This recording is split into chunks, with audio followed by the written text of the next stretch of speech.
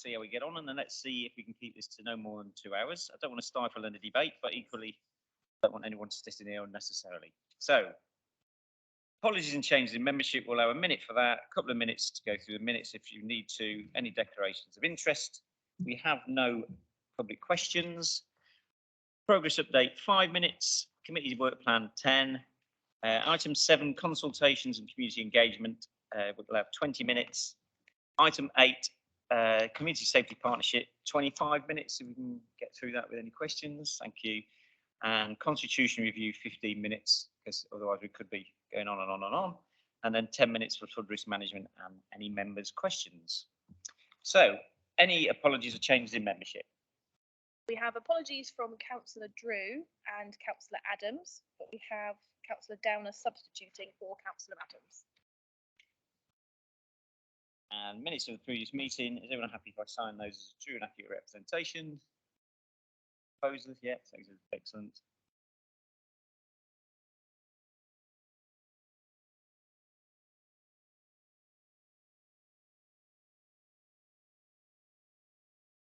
Any declarations of interest? Councillor Lilly. In some of the reference to young people, I am a trustee of the Isle of Wight Youth Trust. Councillor Cook. I'm chairman of Strengthening Theatre and Community Trust. Thank you. Any further declarations of interest? Excellent. Progress updates. Hopefully you've all had a quick glance at progress. There are a couple of items on there I think people will probably note progress doesn't seem to have been made, and that is the Cowes Floating Bridge.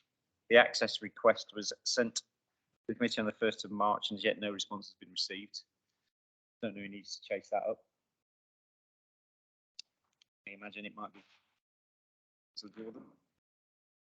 Anything else from the progress?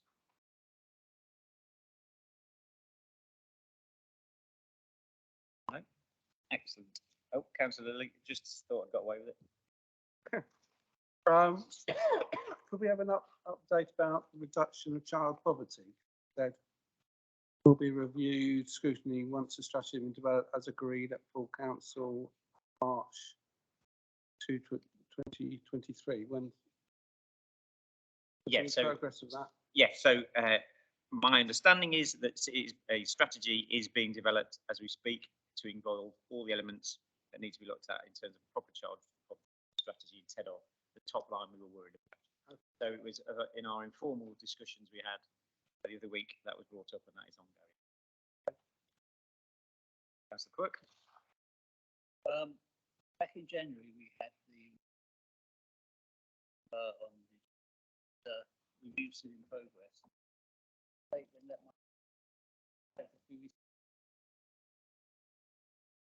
Councillor Evans. Thank you, Chair. Thank you, Vice Chair, for the question. Yes, there's still data gathering with this review, and specifically understanding the impact of the carbon reduction measures, the SALEX measures that were installed across Medina and Heights. So it's understanding how much money we're saving regarding the energy costs, and we're still building up numbers as well. So we're probably going to be looking at to the autumn, ready for when we're getting into the thick of the budget. Someone's had all the summer's income and expenditure come through. So I hope that helps. On the upside, there's a lot of new members. Yeah, we're actually we're up to 87%, but we were in 2019. Yeah, which was the height of our numbers. So we're doing really, really well. We're doing well. So no one measure. Councillor Lilly, can you turn your microphone up? I know you like to preempt making a comment. But... Councillor Fuller, can I ask, Councillor Spink is no longer sitting on the committee. He's just asked me a question. I'm not going to allow questions around this because we did take it off the agenda, but are you okay to give a couple of minute update on the island plan as to where we are pre-cabinet? Absolutely, yeah. I think there was apologies for the confusion on that, Councillor Spink. I think where we are, there is a lot of uncertainty at the moment, and I think what Councillor Spink was looking for was a timescale for me to be able to provide to him on when it's going to go back to cabinet. Obviously, we are in the throes of government making a decision on where the IPS is. So we need to be able to modify our IPS accordingly or look at a new plan for the future. Until we know a lot more about what is coming from government, it's very difficult to commit ourselves. But at the moment, we are hoping that a lot of things that we have been promised that we are looking forward to will come to fruition. But it's just a matter of sitting and waiting. And for me, that is very frustrating. I know it's very frustrating for Councillor Spink as well. But we are where we are. And, you know, the sooner we move forward, the better. I won't take questions, but there is a timescale of September, isn't there? So we do know that at least. At the moment, yes. I don't really want to go beyond that September timescale because we have a bit of an issue with all the data that we have collated. A lot of the data that we have formed was data that was created within the Regulation 18 consultation that took place 2 years ago. Now, that data has to be relevant. It needs to be up to date if we are successful in being able to pursue any sticking plaster IPS, if you like, before the exceptional circumstances aspect of the new policy comes forward. If it does come forward, we just don't know at the moment, and that is a frustration, as I said. But yes, we are aiming to go for the decision by September. But at the moment, we're in the lap of the gods, and hopefully we hope that the NPPF will come to fruition by the latest spring timetable as was promised. Thank you. Ganesh also has resolved to ensure that Councillor Spink, because he can't stay for the whole meeting, it gets the information he needs. Thank you. Chair, I wonder if I might ask a question as a member of the public under public question time. No, because you're not in the public gallery. Right. No, because you're a councillor, and we've missed that point on the. Members are entitled to ask questions, and I ask for your indulgence. Can members? I questions asked. time. Will you let me finish, please? No, I asked said I'm for not taking your questions, Councillor Spink. Sorry? Yeah, I did, and it's been taken off the agenda for a specific reason, and I understand your question on it. But we're not going to devote this meeting to something that we've had updates on, and we're in the position that Councillor Fuller has given us is the information that we've all been made aware of. And I please don't take this personally, Councillor Spink. It's just not for this meeting. Because you can bring it up at full council. Will you at least allow me to make my application, please? I've sent you 2 emails today, none of which you've read. May I please address you as to what I would like to do and ask for your indulgence? Yeah, I can indulge you for 2 minutes. Generosity is enormous. I would like the committee to give me permission, please. I'm not able to stay for the whole meeting. I would have asked a question under members' questions. It's an important matter that I wish to raise, and I would like the indulgence to allow me to raise it as part of public question time. It seems to me to stand on ceremony and say that I can't do that is a poor show, because it's something that requires clarification. And despite the best endeavours of Councillor Fuller, I have not had clarification to the specific questions that I asked and sent to you, Chair. You didn't need 2 minutes, so thank you for that. Okay, so I mean, well, no, I'm going to say you could have given a question to a member of your group, but I understand you can't now. Sorry. Right. Okay. Moving on. Policy framework update. Anybody got any issues with the policy framework update? It was an item that's been brought back in terms of policies reviewed and not reviewed, and just to let us know where we are.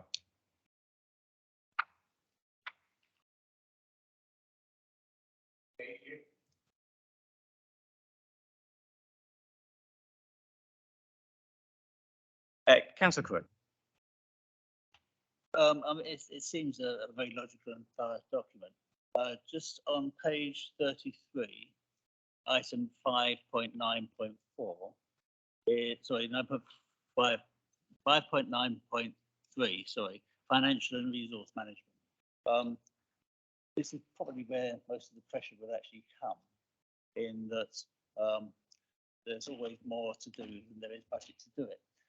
And it sort of sets the principle, but it doesn't actually quite any indication as to how we achieve it. And I just wonder if that might be expanded to define who's making the decisions, what you spend, what. I suppose it's basically in the budget setting. I suppose it's in the corporate plan. Does anybody want to offer an answer to Councillor Quirk's question? I know this is just policy review, so you wouldn't expect to see too much in terms. Am I right in assuming it is all that is in the corporate?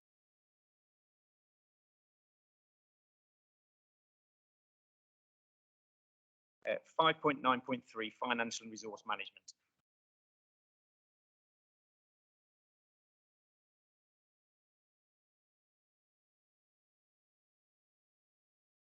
What it says is all sensible, but it doesn't actually say who's how we define it.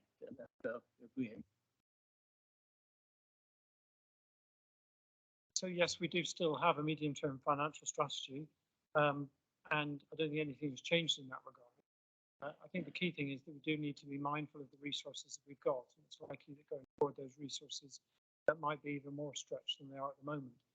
So the general view embodied in here is to make sure that questions are asked in a timely manner, so that you're not trying to raise things at the last minute, get people to do things when they're probably preparing for some other meeting, particularly during the budget sessions. Thank you. Anything else from the policy framework update? It's already been more exciting than I thought it would be in the first 13 minutes. So let's see if we can continue to meet on. Item 6, committee's work plan. The forward plan is fairly straightforward. It is quite full. We've managed to make sure it's packed with Paul and Mel, making sure we've got plenty of items in there, so we're not left with any spaces. If there's nothing on item A, I ask you to refer to pages 59 to 74 so that we can agree the scope of the new items relating to carbon offsetting, cybersecurity, scams and fraud prevention, sorry, because they are new items that we agreed to add in September.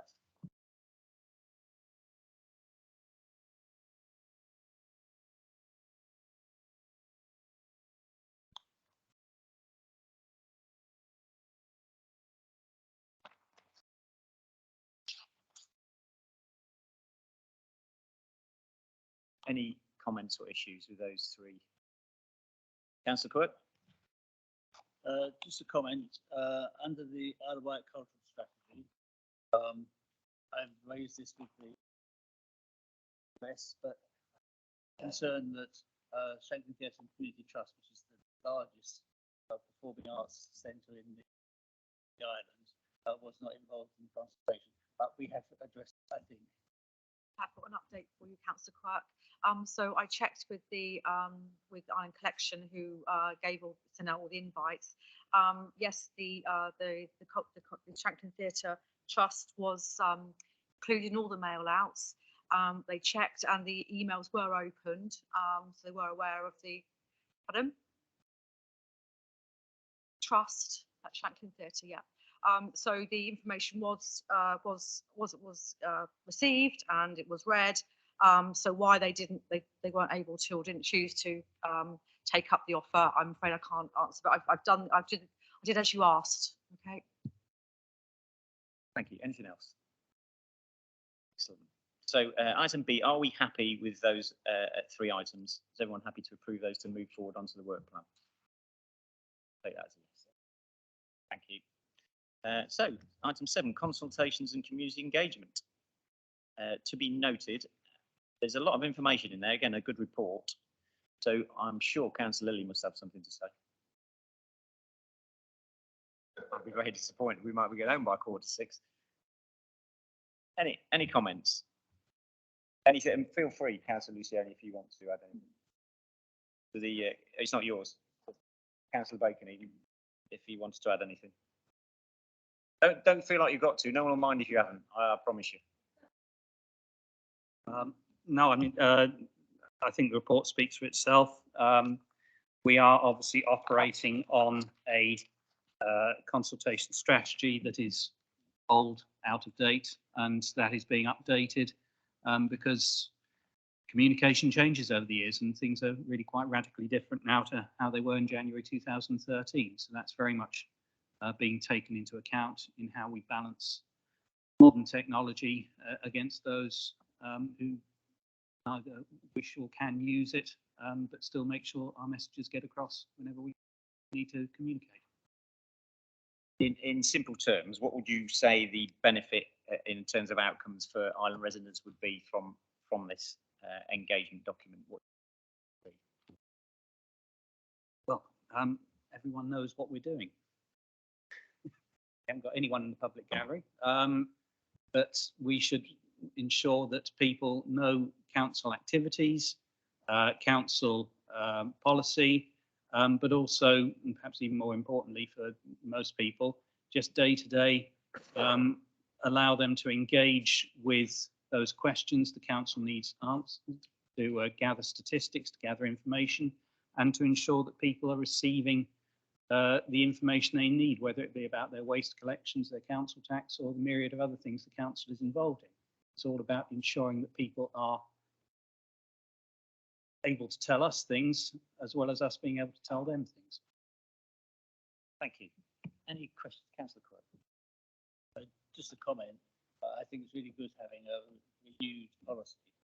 Some of our consultation with the community has sometimes been a little bit biased, particularly around what's happening at Culver. And I think it's really good we have a policy, and I think we've actually discussions earlier today. Going to have appropriate discussions about Culver. Anyone else? I'll go for Councillor Lever first, then Councillor, you can go first. That's what I said. That's what I said, Michael. Thank you, Chair. Again, just a comment, just because I appreciate this coming out, because I think when I've spoken to residents before, the perception is that often the council does the legal minimum when it comes to consultation. So if we can aim for beyond that, I think that's a really good place to be at. Councillor Lilly, you're on. Thank you. I think the word involve is extremely important. As you know, I worked in community sort of mental health for many years, and the phrase "tell me, I'll forget." You're not making a point, right? I know what you mean. Tell me, and forget, show me. Basically, show me. I might remember, but involve me, and I'll understand. And I think it's one of the things is interesting through COVID. We started to get much more community engagement and communication. And quite a lot of the areas now do have forms of community development workers. In Wight, we have a community development worker. You have now through the Isle of Wight Community Action funding through the resilience. So there's actual work, there's work through localities. So my question really is, how do we actually, through that, get to groups of people on the ground? Because yes, we can go through the community council, the parish and town councils, but they vary. It's actually getting to real people on the ground, and you actually have to do that normally with community workers or community, people who are active, who bring those different groups together. How do we get a group of single mums or single parents that are on, say, Oakvale in Ryde or in Shanklin or Sandown? How do we get the voice of the people who are really at the coalface, right, and are faced with the issues? Now, how do we get to the wards that are in the top 5% of poverty in the UK, let alone top on Wight? How do we get to those people? Because they're not being listened to. Well, that's very much the question, what we need to look into. I'm not going to claim to be an expert on how to engage with single mothers or any group of society. But it has to be carefully thought about, and there is no one single solution. There are going to be different ways to communicate with residents in one parish compared to a different parish. And Helen and I have had these conversations, and part of it is seeing what goes out and what comes back. Are we getting a reasonable level of engagement? Why aren't we? Try a different method. There will be an element of trial and error to this. So there's no one paradigm solution, and there's no simple answer to the question. But it's the question that the communications team have to have in their mind at all times. If we're not satisfied with responses, what's going wrong? We need to look at that every time. You may, Councillor Lee. I've got in a little tally chart between you and Councillor Quirk tonight. See who's winning. Very good. What's the benchmark then, Councillor Bacon? What's the benchmark of when it's decided by the team carrying this out that they're not getting a good response? Is there a number target from a particular ward, or how do you measure that? What is good engagement? What is bad engagement? That's very much an operational question. As I say, I don't claim to be an expert of any sort, but I think if I could hand over to Helen, she can possibly give you a more informed answer than I would. I can certainly try. I think that's very much part of what we want to achieve with the engagement strategy, is to be able to understand, well, what does that look like? What makes it statistically viable for us to be able to say, actually, yes, that piece of engagement has worked. One of the things that we don't have in place at the moment is a toolkit around things like stakeholder mapping. So understanding, well, what scale of audience are we talking to here? Are we talking to the whole Isle of Wight, and therefore, if we get a certain level of feedback, is that sufficient? Or are we talking to a very niche audience, in which case actually you might get, again, a wholly different scale of engagement. So I think that's part of what we really need to get in the robustness of our approach moving forward, is understanding, well, who are we talking to, and what do we expect, and what do we need to ensure that that is a representative voice, but it'll be built into that strategy.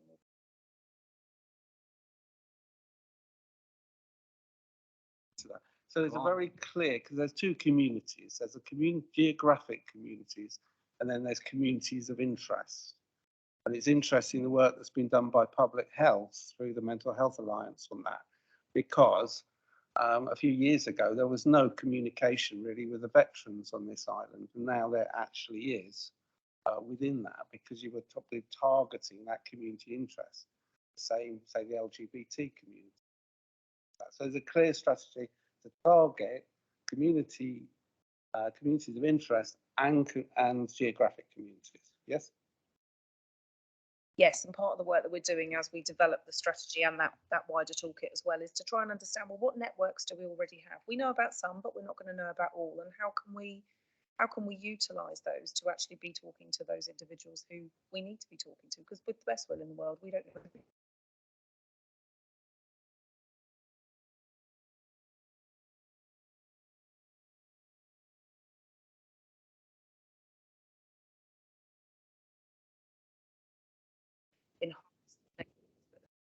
Can do, and that's absolutely where we want to be going. Councillor Bacon. And I'd add, Michael, you talked about geographic and interest as a division. I think that's almost a very simplistic view, because there are many other divisions. A simple demographic one, for example, that's the same interest group. The younger people will communicate in a different way to the older people.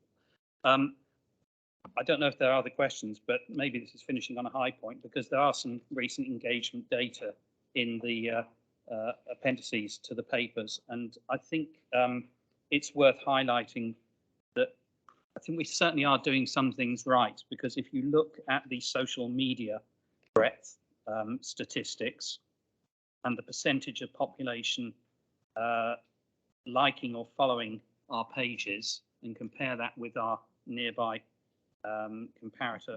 geographic comparators, Hampshire 2.9%, Southampton 10.1%, we're up 21.1%. So the sort of work that Helen and I are discussing as to how you get to people A lot of that's been going on already, and I think a lot of that happened through COVID, when obviously social media was a primary means of engagement. But that's not to say the job's been done. The job is to be worked on, but I think there's certainly some useful work has already been done, and that's being reflected in that sort of engagement level. Councillor Love. Thank you, Chair, for allowing me to just stick my nose in just for a second. So I look straight on the first page, consultation and engagement strategy. Surely it's missing what the influence is of that is, and how and where and how it's going to be incorporated into the shaping of any consultation that you do. So it's just talking about consultation and engagement. What people tell me as a council, they want to see the outcome from the engagement. I'm just wondering how all of the consultation and engagement, whatever that might mean to people, is actually turned into outcomes and influencing the policies that we do. Because it needs to be very, very clear about, you know, if we're doing a consultation, we're doing it for a purpose. And then what we're going to show you is the outcome from that consultation. I think that really goes down to when we produce a paper or seek to make a decision, we have in the papers we produce the consultation section, and that is the point. So it's really the information that's received, how it is used, employed, in regard to, not if appropriate. That is down to the decision maker and the officers writing the paper to show how that work has been done, what has been received, what has taken on board, and if this has not been the case. So that's a question for each individual department.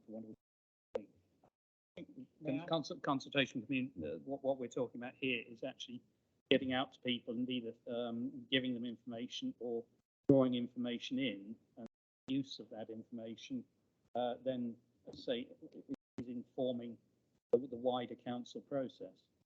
It did say within this document, and we will use this information to do Y and Z.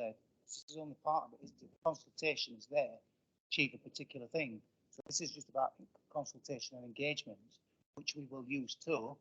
Does it say that in the document? Use this data. Councillor Lilly. I don't think there should be a discussion between the cabinet here. It's actually meant to be a scrutiny committee. We should be the ones speaking on this committee and actually asking the questions. We should not actually be getting into cross questions to cabinet members. We have plenty of time in cabinet to actually do that. And please don't take our time up here. Thank you. Fair point, Councillor Lee. What I would say there is fair point made by Councillor Love and fair point taken by Councillor Bacon. So I think cabinet discussion, cabinet meeting will be interesting. It's very fair. Okay, moving on. Unless there's anything else around item 7. Item 8, Isle of Wight Community Safety Partnership Annual Report. Who's taking that? I'm just going to hand that over to the wonderful team that I have backing me. Okay, thank you very much. As most of you know me, I'm Amanda Gregory. I'm actually here in front of you as Chair of the Community Safety Partnership this evening, rather than my hat and my role as a Strategic Manager for the Isle of Wight Council. The partnership is a statutory partnership working together to reduce crime, antisocial behaviour and ensure people feel safe on the island. I would just like to take the opportunity. We have a number of our partners available tonight who hopefully will be able to answer any questions that you pose. I have Danica Barber onto my right. She is our data analyst, so we'll be able to help with any analytical questions. Cameron Baxter is sat next to me. He's the Community Safety Manager for the Isle of Wight Council. Online, we have Fran Franks from the ICB. We also have Superintendent Rob Mitchell. And I believe we have also got Jeff Walls from the Isle of Wight Fire and Rescue Service. So we do have a number of partners available this evening. Obviously, you've all got the report and the appendices, including the strategic needs assessment and our partnership plan. The role of scrutiny this evening is around your duties as a crime and disorder committee, and that is to review the partnership activity, the strategic needs assessment, and our partnership plan, and scrutinise whether we are actually delivering the statutory requirements of the partnership. Just to give a little background about the partnership, it is a statutory partnership. It doesn't receive any statutory funding, but we do have very enthusiastic partners on the island who are all really keen to make a difference for our island communities. And we do work very closely together as best we can. We also work with a number of the other statutory partnerships on the island. So like the Adult Safeguarding Board, Children's Safeguarding Partnership, the Drug and Alcohol New Board, the Domestic Abuse Board, all together to try and obviously improve the lives of our communities and reduce crime and disorder.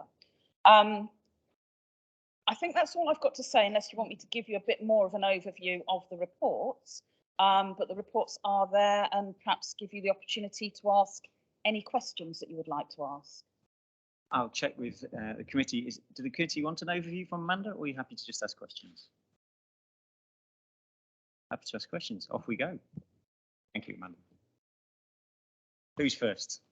Come on, Michael. Oh no, Councillor Medland. Oh, just it's interesting how different people rate crime and safety, because in my area it tends to be road accidents, and road safety tends to be kind of like a predominant worry. But I see quite a small section here. I don't see any national comparison figures for these figures, so it's hard to know. My understanding is we have a very high level of killed and seriously injured on the Isle of Wight compared to national statistics, something like double. And I just don't see that represented here, because I think that's a very important part of it. You know, the devastating consequences of road accidents. We want to understand that. But maybe I can see Danica is whizzing through the data at the moment, so hopefully we'll be able to provide you a more specific answer.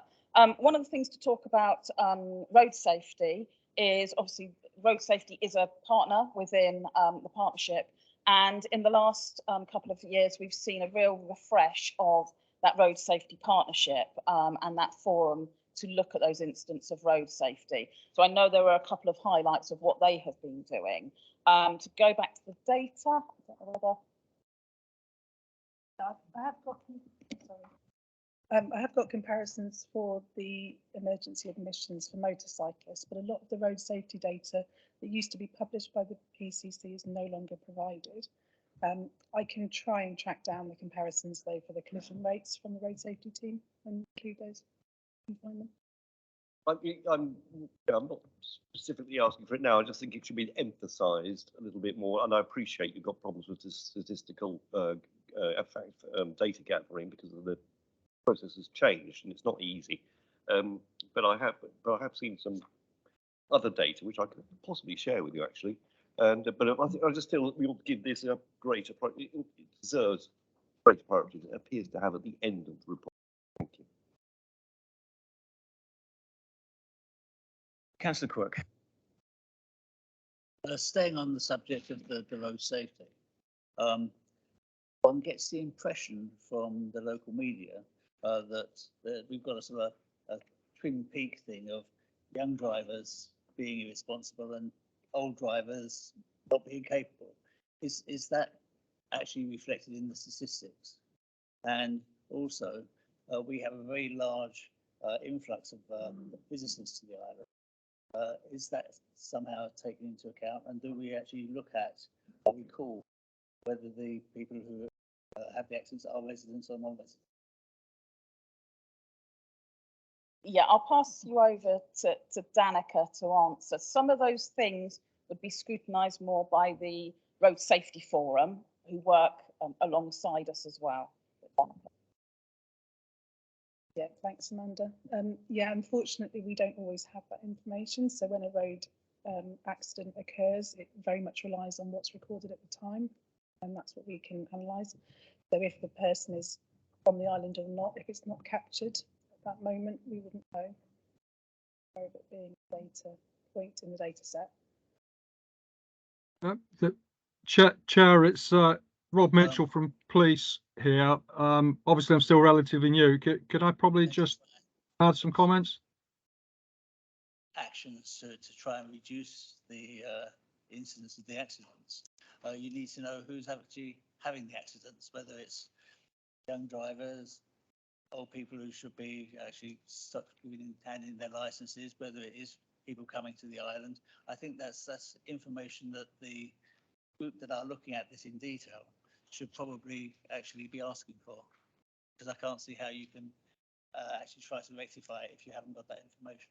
Thank you. I mean, we can only access the data sets, but we can take that point back. I don't know if Superintendent Mitchell has got anything to say about the recording of road safety data. Yeah, thanks, Amanda. I tried to speak. I'm not sure if my mic's working.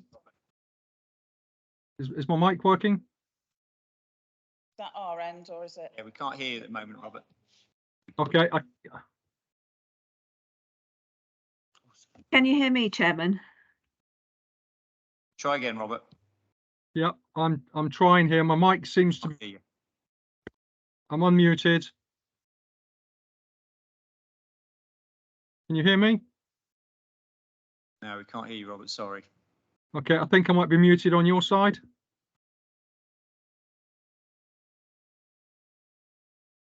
I'm sorry, Rob, we can't hear you. Maybe that's something we need to take away and we can bring back.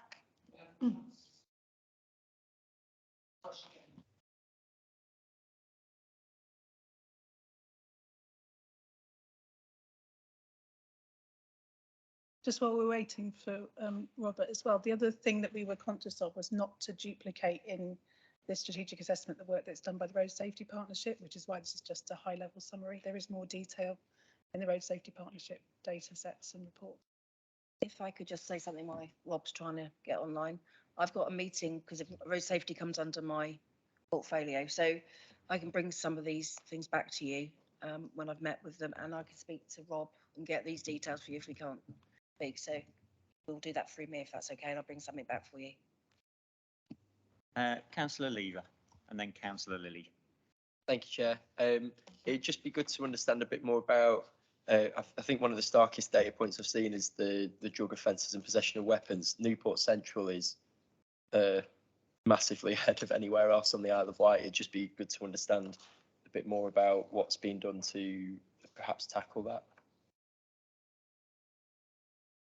Yeah, I think much of the data, although Danica will have to correct me if I'm wrong, part of the Police and Crime Commissioner's Violent Crime Reduction Unit focuses on crime of under 25s, particularly knife crime, gang crime, those sort of offences that we're seeing in that data.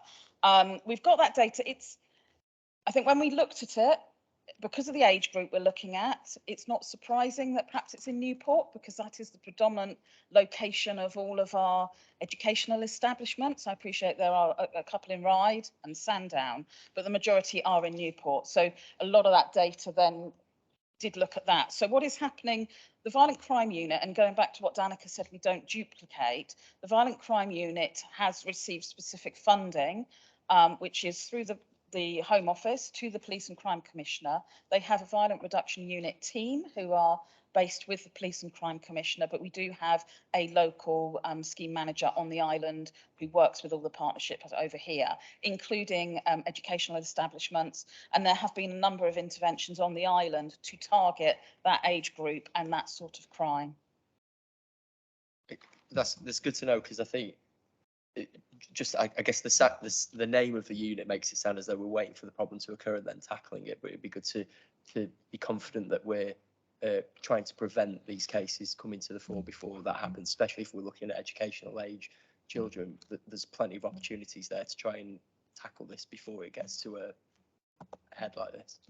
Absolutely. And I think this is where we are also working in partnership, not just with the Police and Crime Commissioner, with reduction of violent crime, and looking at that, the problem profile, but trying to tackle, it's called the public health approach, is tackling sort of the root cause of the problem, which is much wider in terms of, you're not just tackling the offence at the end of the day, you're trying to look at those other risk factors within that environment. So you're looking at the individuals, whether they're being exposed to things like domestic violence, drug and alcohol misuse, those sort of things, to try and get it more of a system-wide and earlier intervention approach. So we also work with, say, the Children's Safeguarding partnership as well, and they are doing various activities around those sort of ACEs, adverse childhood experiences, and other risk factors. So it is a very much trying to get a holistic approach and an early intervention approach to turn those figures around. Wendy Pereira. Thank you, Chair. I've not got a comment on the agenda item. I'm simply doing a test to see if the sound is working now, so that we can. No, we can't hear you. Yeah, we can. Oh, we can okay. now. Okay. Can anybody hear me? Yes, you're back. Robert's back. Robert's with us. Robert. Fantastic. Did you want to- Self-frustration. Apologies, I'm not there.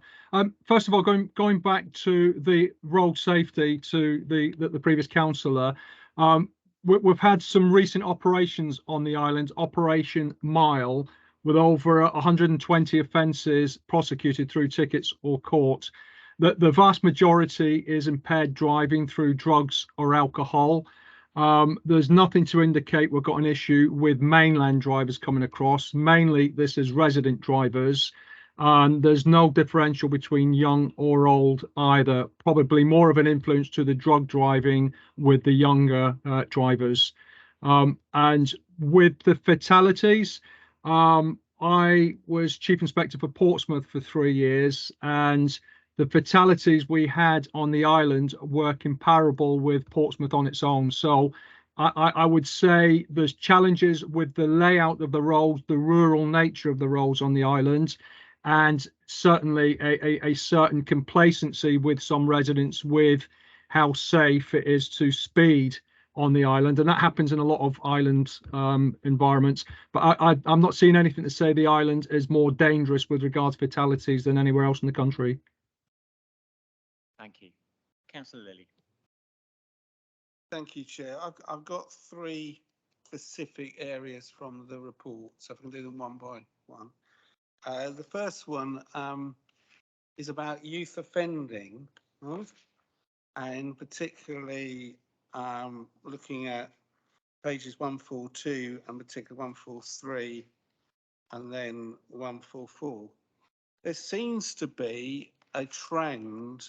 I mean, firstly, on 142, you've actually said that there's an indication of a reduction, and actually the lowest figure in the last 10 years on youth offending, which, and also if you actually look at the reoffending, it looks as if it sort of goes down. In fact, if you look at 1441, there seems to be a marked reduction. Obviously, this is not necessarily up to date, so I'd like to know what the sort of trend is currently. But if it is actually going down, what are we doing well then? Right. If we're stopping reoffending, right, and coming, we must be doing something good. What is it? Yeah, I'm quite happy to take that. Unfortunately, we haven't got anybody in from the youth offending team, who is one of our partners as well this evening. So I think that is something I will have to take away and ask Nikki Shave to put together a response for you. We did receive the annual safeguarding report at Children's Scrutiny, so we have had that information already. So whoever that would need to, you'd need to talk to, if you can point council in the right direction to perhaps get another copy of the report you had. Of course, I think just to go on your point about data. So this is the data set 21 to 22. We were slightly behind with doing this assessment for a number of reasons: COVID, resource availability. Danica will actually be shortly or starting on the next refresh of the data. So you will see us back within the year to do a refresh of that as well, to give you more up-to-date data. This data comes directly from the yacht team as well, so it's produced in their quarterly reports. So they will have a more up-to-date refresh of it each quarter than I actually have in here, because this is only an annual. I do know, and perhaps you could, in your question to the yacht teams, that there was some very good work with the Isle of Wight Youth Trust and the yacht teams in trying to get national funding to actually work with young people. That was unsuccessful, but actually there was very good work in putting an actual proposal together. I think it's called the Youth Endowment Fund. I don't know if there'll be future funds, but I was very impressed that the youth offending team was working very strongly with the Isle of Wight Youth Trust in putting a bid forward, and I know it was supported by the police commissioner at the time. Okay, my next question is about sexual offences, which is on page 140.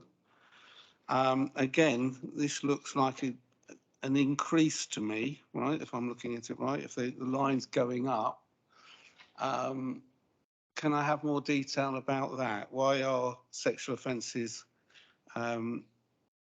increasing? Thank you. Amanda, I could probably help you. I haven't got a copy. Yeah, please do. Generally speaking, there's a combination there. There's a combination of better recording, better confidence from victims in reporting. Quite a lot of the more serious allegations come from secondary investigations around domestic abuse, where we get historic allegations that are recorded and investigated. But generally speaking, when we see an increase in this, it's generally like domestic abuse, a good sign that victims are coming forward with confidence that the criminal justice system will take it seriously. That said, outcomes are still very poor within Hampshire when it comes to prosecutions for rape and serious sexual offences. A lot of work to be done in there, but actually the increase in recording is not necessarily a bad thing. It's not necessarily seen played out as stranger attacks in the street either. Quite often they come from known relationships or secondary reporting. Thank you. Next question, Councillor Lilly. That moves on to the figures about domestic violence and abuse, which again seems to be increased. I think, as you said, perhaps better recording. What are we doing to actually really support victims? And also, are we developing the perpetrator programs? Because where there is very strong perpetrator programs in areas, the figures do go down. We need to tackle the people doing it, not just support the victims. So that's my question, really. Thank you, Councillor Lilly. As I said earlier, this is a strategic needs assessment looking at a lot of data with regard to crime, disorder and social behaviour on the island. As a partnership, we don't duplicate what other partnerships are doing. And in the last year or so, there have been some significant changes with regard to domestic abuse and the partnership boards which look at those. So a new partnership board has been developed on the island under the Public Health Department for domestic violence. So I do attend that on behalf of the CSP, and there are a number of work streams around that. I'm not going to be able to answer specific details on what that board is doing. We can certainly ask for a summary to be provided from that board about the activities that they're overseeing, but the domestic abuse activities relating to perpetrator programs isn't something that the CSP picks up. Is it possible to future meeting, because it is a very important issue, that we actually ask for a report to come back to this committee and put it on our work plan? Robert, would you like to add anything to that? Yeah, from a policing point of view, we work very closely with the Isle of Wight Domestic Abuse Board on that matter. There's always more that can be done with perpetrators. That's, if you like, the difficult part of the equation to solve.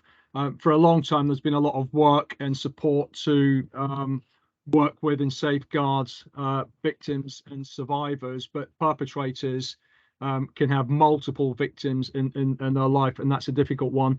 I'm aware of, through the OPC, there is a new contract. I don't know if it's been announced yet. So that's Southern Domestic Abuse Partnership. I've got a meeting with them later this week, who have got some more perpetrator programs coming online that the island will be able to benefit from. Policing in general on the Isle of Wight, if we compare that with our mainland district colleagues, very strong performance from a policing point of view when it comes to domestic abuse. We take positive action. We have an arrest rate probably close to 48% of incidents that we attend, and take action there to create space for victims to think about where they want to go as well. So we're strong performers from a policing point of view with domestic abuse, but that's only part of it. The main part is working with perpetrators as well as victims, and there is a new forum with some funding coming in for the island. Thank you. Councillor Lever. Thank you, Chair. Just looking at the hate crime statistics, something that personally concerns me is I'd be interested to know, do we understand the causes of these increases in hate crimes, as in the motivators perhaps that the perpetrators, because obviously if the trend is going up, what is sort of fueling that? Do we have an idea about external factors and motivators for people? Yeah, sorry, is this for me again, or is this for Amanda? I think probably for you, Rob, because I think it probably relates back to increased reporting, doesn't it? I'm not sure our data goes that detailed. Yeah, the increase. Yes, there's an increase in reporting again, and without sounding repetitive, hate crime and domestic abuse are the ones where we look for increase, because we know it's vastly underreported. An awful lot of incidents do pass. We find a lot of it can come from the nighttime economy. Quite often it's drink fueled towards nighttime economy workers, door staff, bar staff, takeaway venues, taxi drivers, etc. Not so much in schools, but we do have the reporting. It is taken quite seriously, because I'm taking over the prevent lead for the constabulary in the coming weeks, and we do know that when there's an increase in hate crime reporting, then there can be further concerns with regards wider cohesion as well, playing out in schools and colleges with people picking up things at home as well. But at the moment, it's a complicated picture on what causes it. It can be anything from things that's happening in the news. It could be local as well. Thank you. I mean, this is a very comprehensive report. I think there's obviously a lot of detail in it that we don't even get to see. So thank you. I appreciate how much effort must go into this. One thing I do always ask when we get reports like this is, if you had a magic wand, and this is to all of you, what would be your focus for the next 12 months if you had a magic wand to do anything? And what are the handbrakes in stopping that happening? And then I'll come on to 101 briefly after that. Me personally, from a policing point of view, I would love to see our local authority have more money to put into youth diversion, and that feeds into the youth offending team's work, because I know you said earlier on that there seemed to be a reduction in youth offending. That's a complicated picture, because that's about police trying to take a child-centred approach and think of other ways other than just locking up young people that cross the line. But likewise, our youth offending teams need to have more options for diversionary tactics and ways of opening up horizons for young people through education and training to actually show that actually they can do something meaningful in life. So for me, more money into youth services, but I know it's going to be difficult with budgets going forward. Thank you for that. Anybody else can take it as well. Yeah, I don't want to press the point about funding, but this is, it is a big problem within the world of community safety partnerships. We can only achieve so much by meeting and developing strategies. We do need interventions to be provided, and they need to be funded. As the island, we do have some complexities with, the availability of those interventions on the island. Often we can have some provided on the mainland, but they are inaccessible to island communities. So that is something we would like to see. I mean, I don't want to sneak in with a second one, but to be very sneaky, we've talked about community engagement, and this is something that we really do want to get a bit more community engagement to really understand our communities, their perceptions, their concerns. We have some government data which has been weighted, but actually we do want to hear what our local communities you know, think about safety in our communities. So, you know, we want to do more work on that. That is, again, a resource implication that we want to do, but we want to try and build on all the other things going on with partners in terms of those pieces of work to try and get that data in, particularly from the age groups that we don't always hear about, and they tend to be sort of very elderly or very young, and trying to get that voice for our community. Councillor John, did you want to add something? Just a question to Robert, actually, if I may. Clearly, having access to accurate information aids our ability to be aware and also to respond to it. And that requires contemporary information rather than always far historic information. I wondered, at the end of every month, how many days is it into the following month until the data set gets updated? Good question. From a Hampshire and Isle of Wight Constabulary point of view, our systems aren't the best in the world, but they are good. And I've just had a meeting today with regards performance. I through my management team, we're looking at crime and overnight crime every 24 hours. So every morning, our senior leadership team at 9 o'clock will review everything in the last 24 hours, and we'll be able to know exactly how many burglaries, assaults, sexual offences, shoplifting, or antisocial behaviour incidents have happened in that period of time. Once a month, I'll have that information collated and analysed for our team to look at it and see where the trends are and where we need to concentrate on hotspots. So this is yearly data that comes in, and it's merged with health data and other matters for the Community Safety Partnership to look at.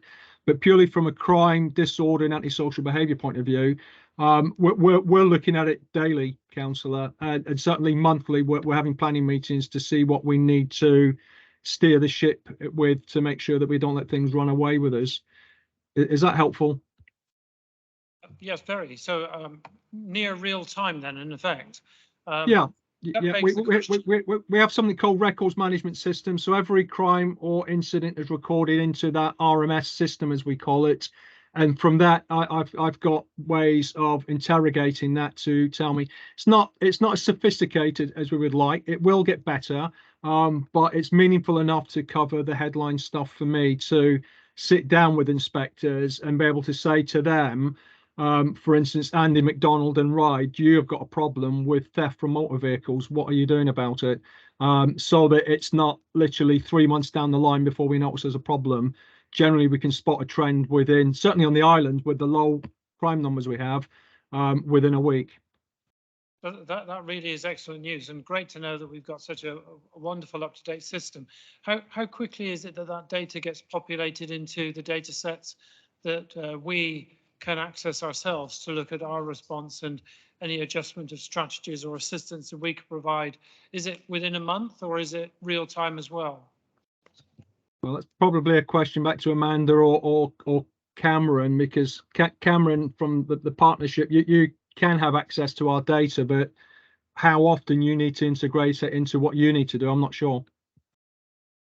Thanks, I'll take that one. So at the moment, we're reliant on a system called Interact, which is updated by the OPCC, and it's about quarterly that we get that information, and we don't get everything that the police have. We are looking at an extract of police data because Portsmouth and Southampton get like an extract, which we don't get currently on the island. So the plan is for this next year that we will get the same as they get, and then we will try and have not real time, but certainly more up-to-date information.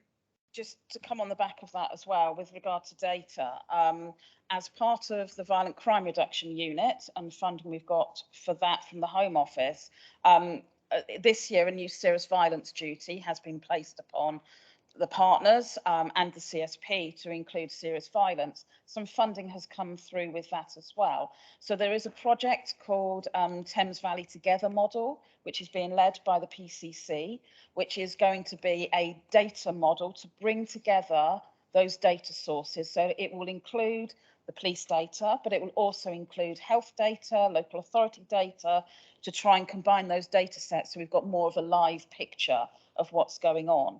The reason to look at those wider data sets is because although we focus on crime, we really are taking that early intervention formula, that public health approach, to try and understand what we've got coming through with health data, so that we can start to put those early interventions before the crime is committed, or the person is a first-time entrance into the justice system. So we're currently a quarter behind, but moving very quickly to a more rapid response. Thank you. I make the point again that this is a scrutiny committee and we are meant to be leading it. The cabinet has their own cabinet committee and they have their own meetings and they have opportunities through their cabinet member responsible community to have direct talks with the police. We do not, right? And I do feel our time and at future meetings should be actually the ones that we actually ask of that. I think is unfair. Point made. Taken. I do have a point. I would like to come back to some of the things that are said. Right. Thank you. But I was just particularly wanted to pick up what you were saying about your wish list or your magic question, magic answer on young people and the need really for interventions that are available on the mainland but are not available here. And we should be really pushing some of these funding and pushing through the commissioner to actually get these on the island. It also emphasises that we have now got a bit of a postal code lottery on the island with young people. In Ryde, we have an excellent bespoke youth service, and we now got youth workers working with Inspector McDonald's team on the ground and actually, doing things. But in other parts of the island, you have no youth service or other, very few interventions. That was created by a former administration, or Conservative administration, that cut the youth service across this island. And actually, we do need to have that debate. I know you're chair of the children, about getting more an actual proper youth service island-wide across this island. Because at the moment there is complete inequality on that. And we know if there's a good youth service, actually there is a reduction in youth offending. Councillor Lucy, only a chance to respond, then Councillor Quirk. Just on a couple of things. So data, I believe, because I've spoken to Rob Mitchell about this before, about the data, so I know it was 24 hours, but I believe the OPCC, they'd have to do their data analysis for the Home Office, and that's when they do it every 3 months, so that's probably when you get it, and that's why that happens that way. Also to remind my fellow cabinet members and others that there's the members briefing that we'll be having with the police, so you can ask some more questions there, specific questions like we brought up today. And I've got a list of interventions that have happened for the island. We do get our fair share of money, especially for youth, particularly Sway and others. So we do get money for them, and I follow that every meeting anyway to make sure we're getting our money's worth, if you like. Just to remind you, there is a PCC, Police and Crime Commissioner meeting on the 19th of May, and I'd like you to come along and ask those questions. But I have got a list of interventions and what's been spent on the island. Councillor Quirk. In the Bay, the 3 Bay councils fund to the tune of about £50,000 a year a youth intervention with Julian Bosworth. From our perspective, it seems to be working very well. What's the perspective of the police and the officers? Yeah, from my point of view, that the Bay has worked very, very well. Operation Spider, I think, was the joint initiative there to deal with the AASB there, and actually the results from the team is actually being held as an example across the constabulary as good practice in problem solving and yeah, police orientated problem solving. They've actually reduced the numbers considerably. Julian Wadsworth, I know from my time in Portsmouth as the chief inspector there for 3 years, and I know the youth intervention, when run properly and targeted in the right way to the right people at the right times, does make a big difference for communities, because antisocial behaviour for a long time, it has been quite low down the pecking order through budget necessity, but we all know it ruins people's lives, and if it's tackled properly, it can make a big difference for everybody. So yeah, the Bay, as far as I'm concerned, is one of the success stories on the island over the last couple of years, and I'd like to see that replicated across the island. Certainly Inspector McDonald and Ryde and Inspector Gooding in the West Wight have been working with Rob Abel, I believe it is, down there, to get the best practice from what happened down there and try and replicate it across the island. Rob, it's Karen Lucioni here. When we had our meeting, am I right in saying that Operation Spider is going to be spoken about at our members briefing?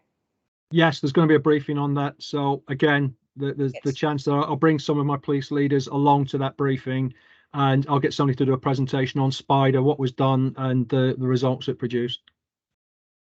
Thank you. One last point from me before we move on is the 101 service. I know the PCC has said they want to sort out in there was the 101 service. I'm sure you're aware of it, so I won't start a debate now, but just it doesn't seem like an adequate alternative to 999.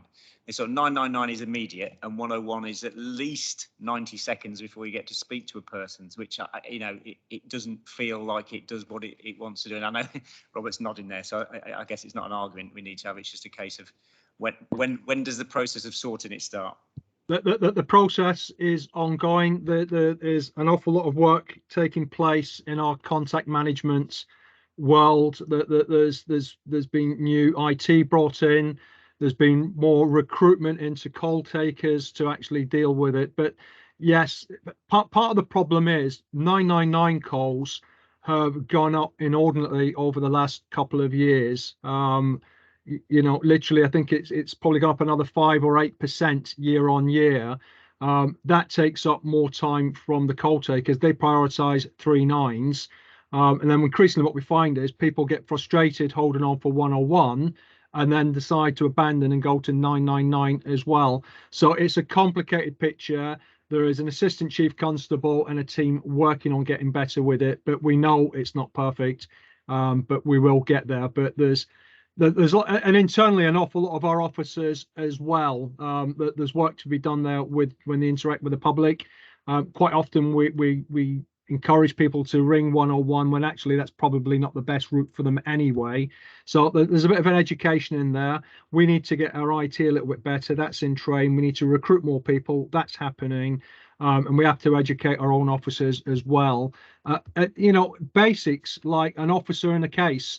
If they haven't updated the victim with the contact details they need appropriately under the victim care standards we expect, then that victim, if they're after updates or if they have a change in circumstances or new information, they can't get hold of the officer. They ring 101 to try and get in there. So there's an awful lot of unnecessary calls into that system, paralyzing it, when actually, some of our own working practice would be better as well. But there's a lot of people onto it and it should get better, but we know it's not great. Thank you. That would be my wish list again. So thank you. We'll move on then. Thank you all for that. Those of you that don't. Oh yes, sorry. Just to confirm that you've done your statutory duty and completed it with your report. So thank you all for that. For those of you that don't want to stay for the Constitution review and flood risk management, which I can't imagine why you wouldn't want to, please feel free to sign off or leave the meeting. I'm sure we can send you a video update if you do feel like you've missed out. Councillor Lilly.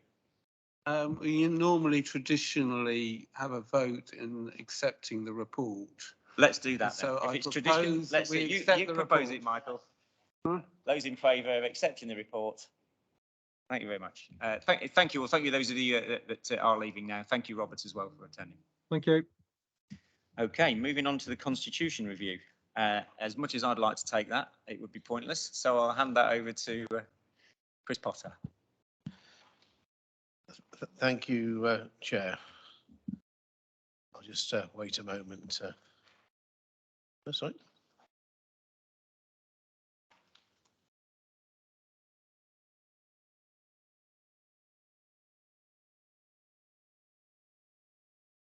Right, so thank you very much indeed, Chair. The Constitution is being reviewed. Full Council made a decision last May to start the constitutional review. I've undertaken a review of a small part of it. A lot more still needs to be done.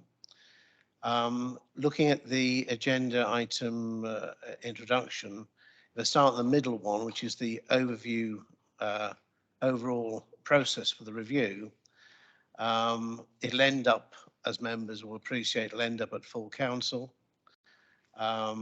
Working back from that, obviously, one will need to engage with members and involve members. What does that mean? Every single councillor will be invited to contribute, so there's a dialogue. Within the individual approach, there'll also be engagement where relevant with particular bodies, such as Planning Committee, Licensing Committee, clearly this scrutiny body, of matters which are relevant, because it's important that the whole process is owned. We have a snagging list which we maintain, which is updated every time we're aware of issues being raised, with a view to putting information before members where there's a choice. The suggested way forward is very much for me to produce an initial draft of various parts of the Constitution as a starting point, so that members know what room for manoeuvre they've got, what policy choices they've got, so those can be fully explored in a genuinely meaningful way. And obviously timescales. We have a motion before full council next week in terms of potentially moving to a committee system. So again, depending upon what happens next week, that may impact upon potential timescales. I'm also aware in the last fortnight, for those members who haven't had the information, the Centre for Governance and Scrutiny produced its very long-awaited guidance. It was going to be produced last year, but they produced guidance on the review and redrafting of constitutions, guidance on call-in, in other words, the use of call-in for English authorities, and reviewing schemes of delegation for English local authorities. And there's a fourth document which has not yet been published, which is, I understand, to do with full council meetings and so forth. Cards on table, I haven't actually read the guidance yet, because I say it's only fairly recently come through, but that will help inform how we go about things. Prior to things going to full council, it'll go to the audit committee as a sort of funneling process, etc. But the important message to get across is that very much wanting to listen and find out what changes individual councillors and others would like to have made to the Constitution. It's a working document. A lot of the process will be going back to basics to find out why we've got certain things, what the legislative background is, what the case law background is, as I say, what the room for manoeuvre is. For instance, within the existing Constitution, there are local choices under statute for certain things. We've got them down in a particular way. Again, it's revisiting that, see if that works. If it doesn't, then we can potentially make changes. So in terms of exact timescales, I can't give you them tonight. But what I'm hoping for is to have worked on a number of aspects of the Constitution, not them all, but a number of them, in order to have meaningful engagement starting from around about end of August, beginning of September.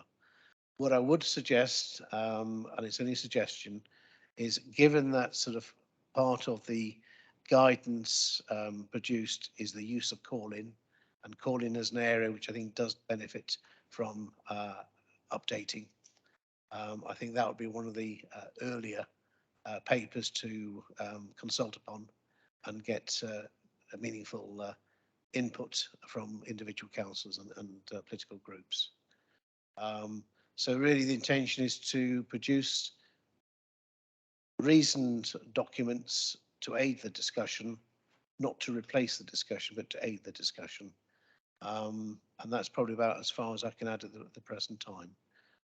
But very much wanting to get it over and done with by you know, close of play this year, subject to any changes with next week. Thank you.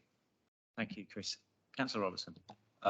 Thank you, Chair. The way I've tended to view this sort of constitutional change is on 3 levels. On the first level, the Constitution is pretty badly worded in places and conflicting. So even if there were no changes at all dealing with that poor drafting and those conflicting areas would be helpful. So that on the second level, I think there are probably changes that are broadly uncontentious, politically uncontentious, and also technically uncontentious.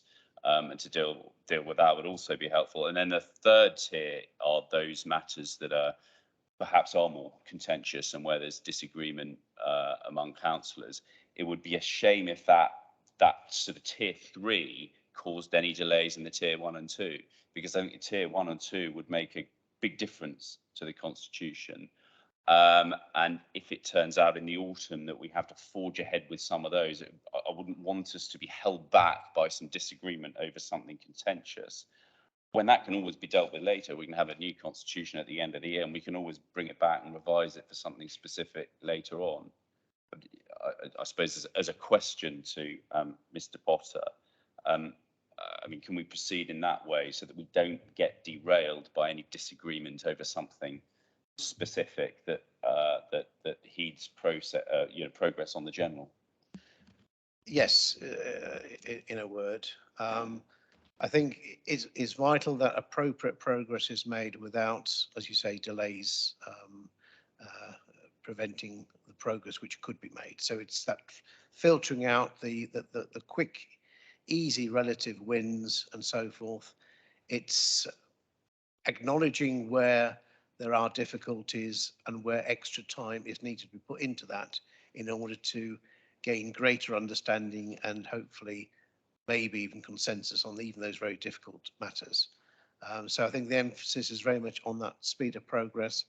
There are matters which would benefit by greater clarification, even if it might add to the length of the document. At least the clarification we brought. The only slight sort of point to raise is, given that you have to look at the totality of it, some of it might in itself get delayed because you're waiting for certain stuff, but there's no reason why you can't try and cross-reference stuff, even if it's not in the relevant bit you're looking at because you're aware of something elsewhere. You can have the cross-referencing and deal with that as part of that desire to get the thing done. So yes, thank you. Thank you. Councillor Lilly. Thank you for that, Mr. Potter. And I'm slightly in agreement with Councillor Robertson. I think you do need that 3 tier. I think one area that we really need to get right is where the Constitution and the law, right, have been out of sync. That was particularly raised through planning. It was extremely difficult. It's created a whole kind of argument over. Is it possible you can go through things which are clearly where the Constitution and the law are at odds? Because actually that's not for us to really debate. It's you know, we can't argue against the law. The law is the law. If our Constitution is not in sync with the law, then we need to make sure it is. That's really not debatable, really. And I think that we need to that, because it was very clearly on the planning side where the actual law and the Constitution, and we went through a huge amount of pain regarding that. So we do need to get that right, and that should be in the sort of first 2, because we need to be told as members. I'm not a lawyer and I'm not an expert necessarily on Constitution, so I need to be told what is worth discussing and worth and what. Actually, I can't because that's the law, and the law takes priority over the Constitution. So we need to get that in sync. And we've clearly got holes right through the Constitution on a number of laws that we just need to get right. And I would like to see that and make sure that that's reported back to scrutiny in that regard. Yes, again, in a word, yes. This is very much part of moving the Constitution forward, bringing that extra level of cross-referencing and explanation. A quick example is where we've got in the Constitution about all councillors can attend all meetings, etc. Well, obviously that isn't the case because, you know, number one, if you've got a disclosure of pecuniary interest, you'd have to be out of the room. It's also not the situation regarding cabinet meetings held in private session, because one of the provisions within the Local Government Act 2000 is it's by invitation only. So there's lots of things which are in there, which I understand obviously put in there in a well-meaning way, but have lost the precision of application in particular circumstances. Likewise, you mentioned planning in terms of site visits. We all know site visits generally are not mandatory if you've got the information from other sources. The only time a site visit will be mandatory in law if that is literally the only way of acquiring the information you'd require in order to determine a planning application, if by looking at an individual site. The vast majority of cases, as long as it can be satisfied by other avenues of acquiring the knowledge, then clearly it wouldn't be mandatory. So there's a lot of nuances, I suppose, within a lot of things which we have within the Constitution, and it's bringing it all together in a meaningful way, not just for the benefit of councillors or indeed officers, but clearly it's a document for members of the public to be able to read, follow and understand.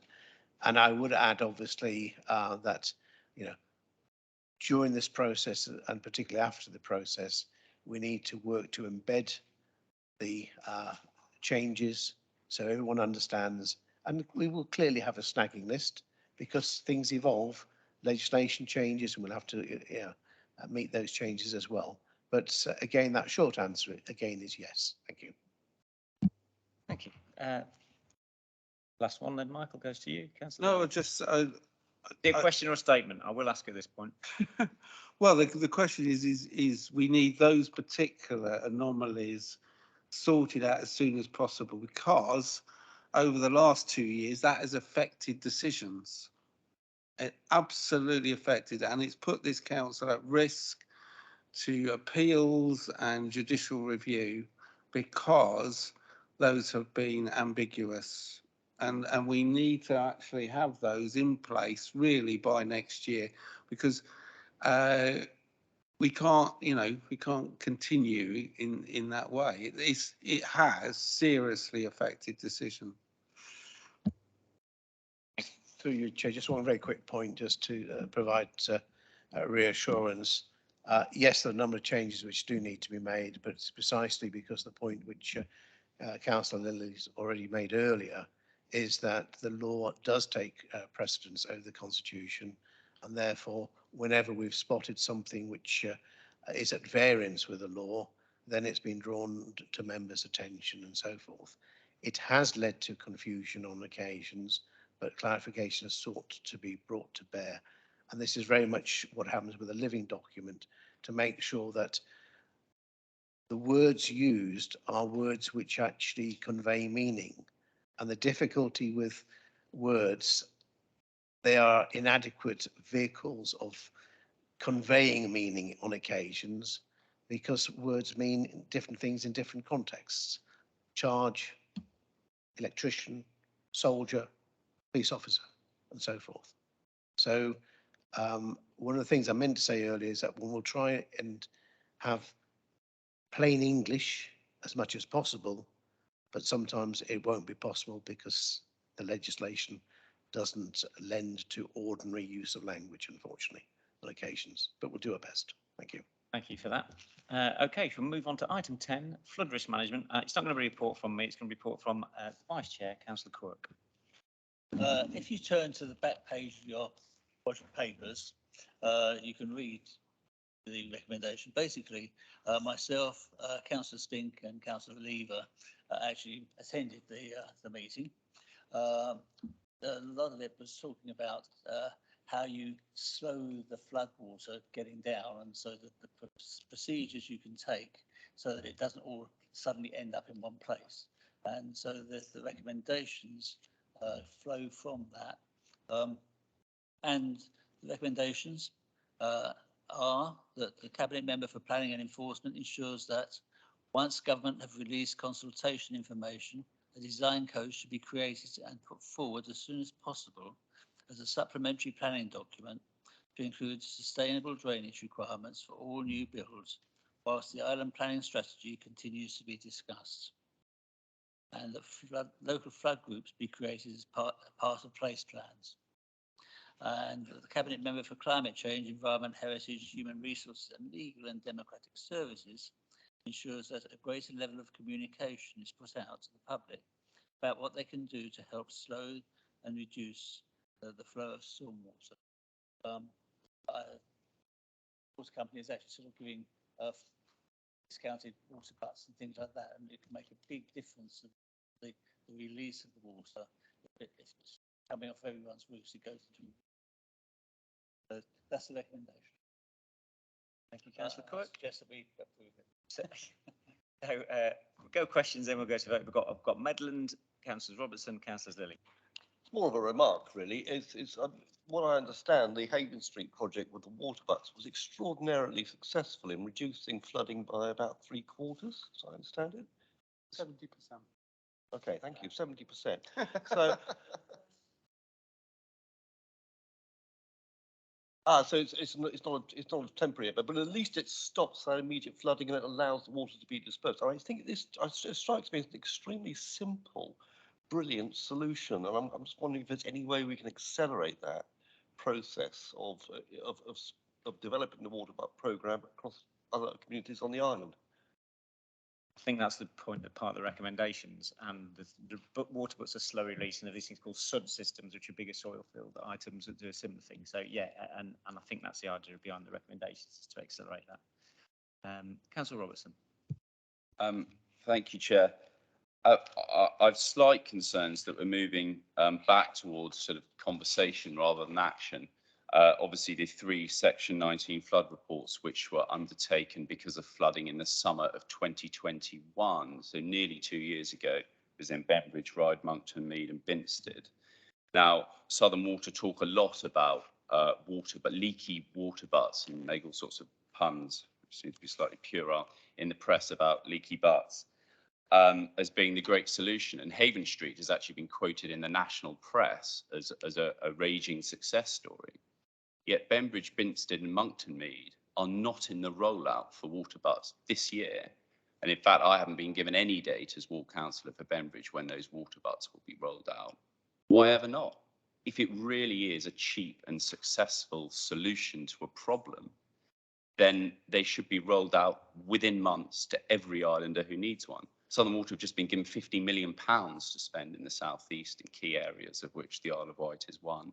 If the Isle of Wight Council can roll out wheelie bins, then the company Southern Water can definitely roll out water butts to everyone that require them. I accept Southern Water aren't in the room, but I hope that Cabinet Member responsible might agree with that basic proposition, and perhaps meet with me to persuade Southern Water to accelerate their programme somewhat.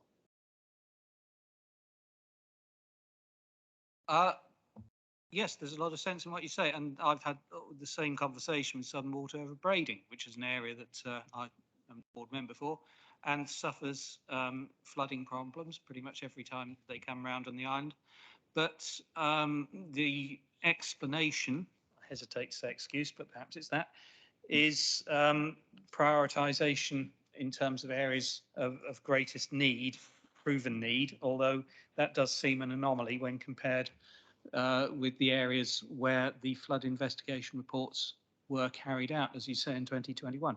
I'm more than happy to seek to set up a meeting. I assume it would be directly with Mr. Herbert to find out about the water butt programme. But I would say that I wouldn't get hung up purely on the issue of water butts, because there are far more elements to the Pathfinder scheme than that, in terms of, as is alluded to in the other recommendation, actual design features of roof guttering, what one does with grey water, simple garden design issues, which direction the plough lines run on the field, and so on. Water butts are just part of the bigger matrix, but certainly questions to Southern Water about the ongoing programme, where it goes next. I can see no reason why not to pursue that line. I think in terms of water butts being the magic solution, I mean, I agree, you know, they're not the only solution, but it is Southern Water themselves who are making a huge play on the water butt sort of programme that's happening in Haven Street, now rolled out to other places. So it's really on their advice that I'm assuming this is a very worthwhile thing to do in places, including my ward. I mean, if there are other solutions, I haven't seen them yet in my ward, which is a ward which is subject to a flood report. And those flood reports have a lot of recommendations in them, but lack precision over where the funding's coming from, when they're going to happen. Mr. Brewer he's been very helpful and easy to engage with, but at some point, somewhere as a council, we're going to have to make some decisions and funding decisions and hold Southern Water's feet to the flames, because we look like we might be getting into a position where elected members, both in Parliament and in this council, are doing some of Southern Water's PR for them by saying, isn't the water butt scheme wonderful, when it's not being rolled out to very many places and it's being rolled out very slowly, in my view. And my suspicion is that the water butt scheme gets put in places that helps them with their sewage outflow issue rather than with a plug-in issue in the area. So yeah, thank you for that, Councillor Robinson. It's helpful. I mean, Southern Water have presented to us a number of times. I don't know who turned up to those, but it's presented a number of times. But it's very clear that when you're in more rural areas, that the improvements that water butts give are pretty reduced because the water runs off into the ground. That's the whole point. The areas are selected because of their geography. That's the whole point. It's pointed out very clearly to us in a couple of presentations. I've had about 4 presentations, but there we go. Hope that's helpful. Again, Chair, I'm grateful Councillor Jordan, elected member, seems to be doing Southern Water's work for them. I mean, Haven Street is rural and Benbridge is rural. I would love to know the detailed difference. I mean, Southern Water has said they will come to Benbridge. They will come to Benbridge. So we've agreed that that's a place they should come to, but maybe next year if we're lucky. That's right, maybe next year, because if they do Benbridge, they wouldn't do Haven Street. It's, yeah, someone comes first, someone comes last. Do it all, Councillor Jordan, just like when the council rolls out its wheelie bins, if it needs to change the stickers, do them all at the same time. It's very cheap for a multinational billion-pound company to provide water butts to everyone on the Isle of Wight that needs them. Councillor Ross, I'm not here to defend Southern Water. I'm merely telling you that I've sat in 4 presentations that have explained very well why they're rolling out the scheme that they're doing it. If you don't believe that, then take it up with Southern Water. I don't know what else. I'm trying to assist you in conveying information that Southern Water have conveyed to numbers of councillors. I've got Councillor Jarman to add, Councillor Love to add, and then a question from Councillor Lilly. So for the benefit of the committee, we've had a problem in the West Wight for some time, our stormwater overflows and with flooding. And so what we did just a few weeks ago was to ask Southern Water where we are in the timeline for slow the flow in the West Wight. And they responded the following day with the details of which outflows are to be addressed, when they are to be addressed, the changes they expect on the stormwater overflows, and the commencement of our water butt distribution in January 24. So I think the information is there. We were quite surprised to get a rapid response and a very thorough and detailed one. I suggest any member who wants to know when they might feature in the timeline might wish to do the same. Chair, it's not that I'm unclear. 2024, when a village floods in 2021 and 10 people have to move out of their homes because their houses are wrecked, I don't think that's acceptable. I accept Southern Water are not in the room. This is not about information from Southern Water. When I contact them, they come back to me. I think 3 years after a major flood event, which this council investigated, is too long. That's my point. Councillor Love. Thank you, Chair, for allowing me to comment. We had a presentation 2 weeks ago from Southern Water about water butts and a whole series of things. Water butts are a sticking plaster to a major issue. That's the bottom line. They work in some areas, but they are not intending to address the core root, which is, of course, the foul sewer overflow systems and not being able to cope. So the water butt is a way of reducing clean water flowing into the foul sewer pipes and then overloading the system and resulting in discharge. So it will work in some areas, but ultimately I'm not here to defend Southern Water, and I don't think any of us are either, are we? So from my point of view, I think Southern Water have a lot to answer for. They have a lot of work to do, but they are still not addressing the core root of most of the flooding, which results in foul sewer water discharge into the sea, which is actually from dated infrastructure in the ground, which needs to be addressed. That is the issue that needs to be addressed, and water butts is just a distraction from the long-term impacts of poor groundwork. Sorry, that's my view. Councillor Lilly. I think from both Councillor Robinson and Councillor Jordan and actually Councillor Love is that we need a whole strategy, which is not just, water butts is just one of them with the overflow from roofs, but we do need a whole measures of sustainable water system that actually stops that flow.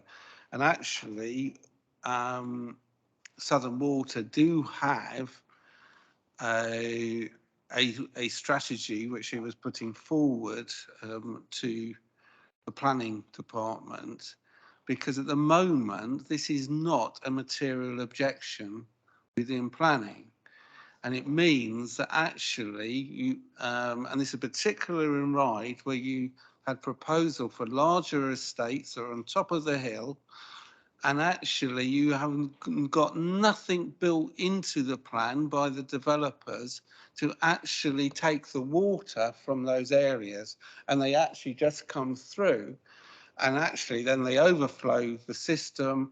They have to release. On Apley Beach in my ward, there were 133 releases of sewage just in that area in 12 months, when legally there should be only 35.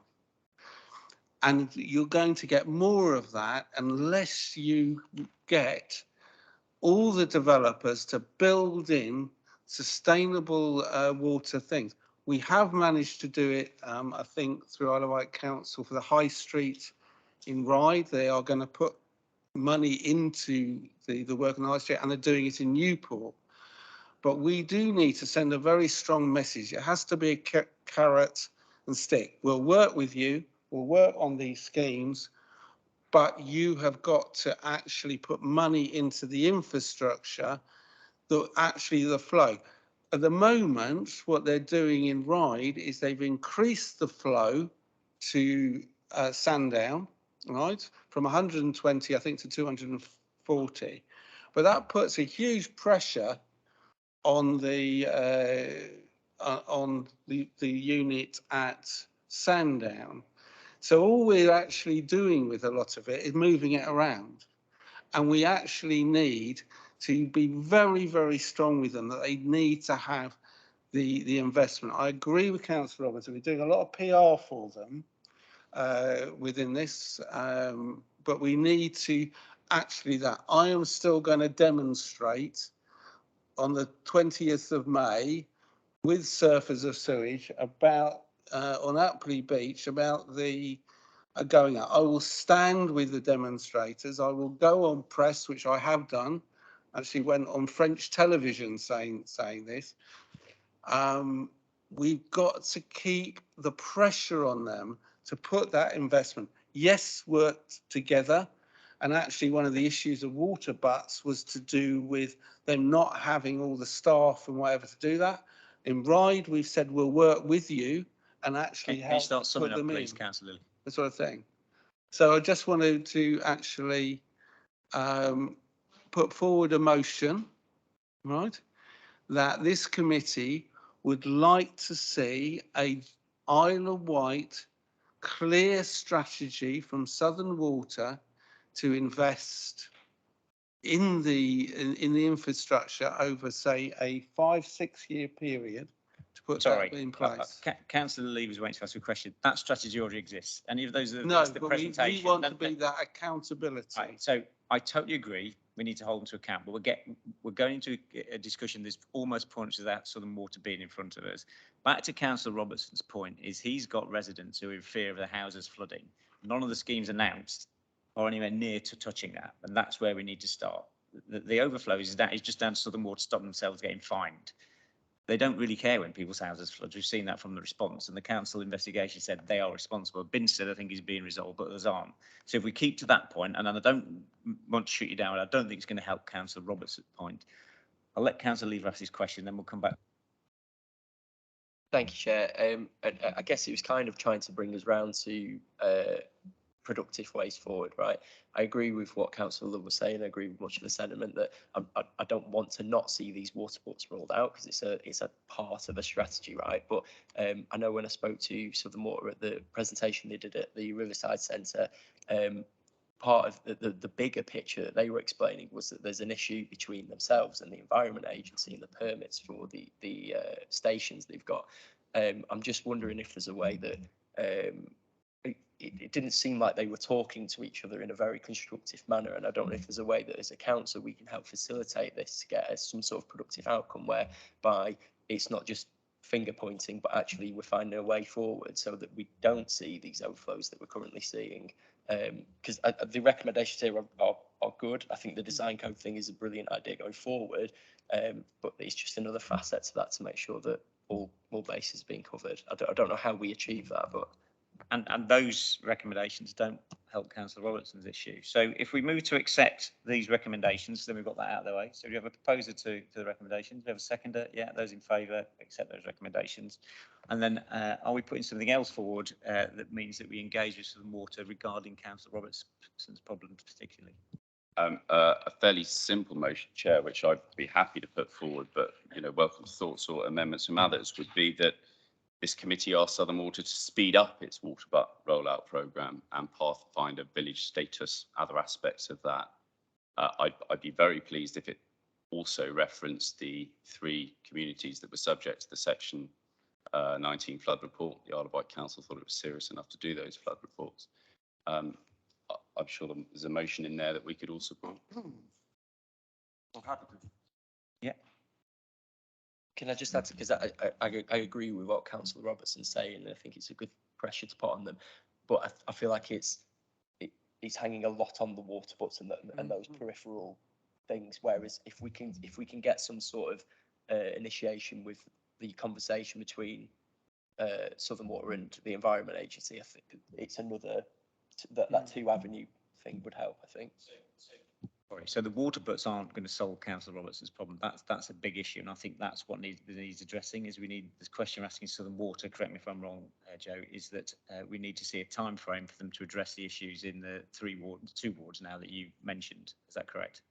Yes, I think there are probably almost 3 parts, aren't there? I think the rollout of the water butt system scheme should be accelerated, regardless of where. If they say it's successful, it's going to happen. Let's do it quicker. They're a massively wealthy company that's putting sewage into our seas right now. Secondly, 2 of the 3 communities, because I think Binstead has got a fairly comprehensive programme that's now dealing with that. So we talk about Bembridge and Ryde, Monkton Mead, but also Councillor Lever makes a good point as well. I'm not sure how to capture that in a motion, but I think he makes a wider general catch-all point. Councillor Bacon, have you got something to add? With your indulgence, Chair, I I wonder what effect this committee simply telling Southern Water to do something will have. And I wonder if a more productive approach, as we do seem to get places with Southern Water, particularly the Environment Agency at the moment, if we seem to be working together, would it be appropriate to ask in the Environment Agency and Southern Water and perhaps any other agencies, although those are the two main ones, to come before this committee, have them in the same room and see if a plan could be formed for us to work together rather than just, as someone said earlier, pointing a finger and saying, we tell you to do this when we have no power to do that. I think it also ought to be mentioned, it's more a point for Councillor Fuller, that of course a lot of the direction to developers is sitting there in the draft island planning strategy waiting to come forward, but as we know that's not going to happen for some months at the very least. But pending that, I do suspect that inviting the bodies together to have a full explanation, discussion of what each sees the causes as and what they can do about it, and whether there is scope for working together, might actually bring about results rather more than finger pointing. I mean, we can do that informally as we have done for other things. Are you happy with that, Councillor Rob?